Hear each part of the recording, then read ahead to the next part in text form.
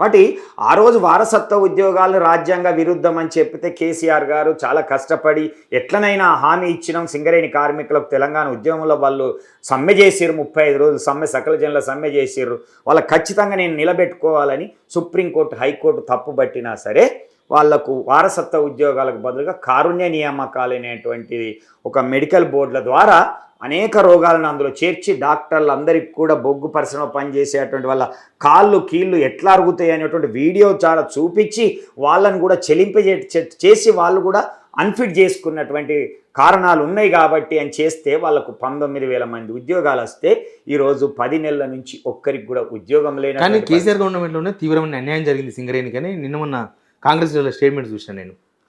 దీన్ని బహిరంగంగా ఎక్కడైనా చర్చించవచ్చు ఒకటి. రెండోది ఏ కార్మికున్నన్నా అడగండి.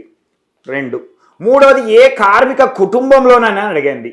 4 సింగరేణి ప్రాంతంలో నివసించేటువంటి ఏ కుటుంబంలో ఏ వ్యక్తినన్నా మీరు టచ్ చేయండి.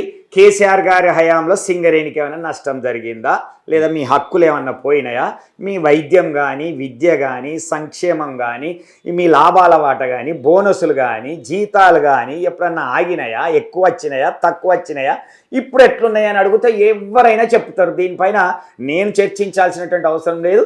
సింగరేణి ప్రాంతంలో ఎక్కడ అడిగినా చెప్తారు.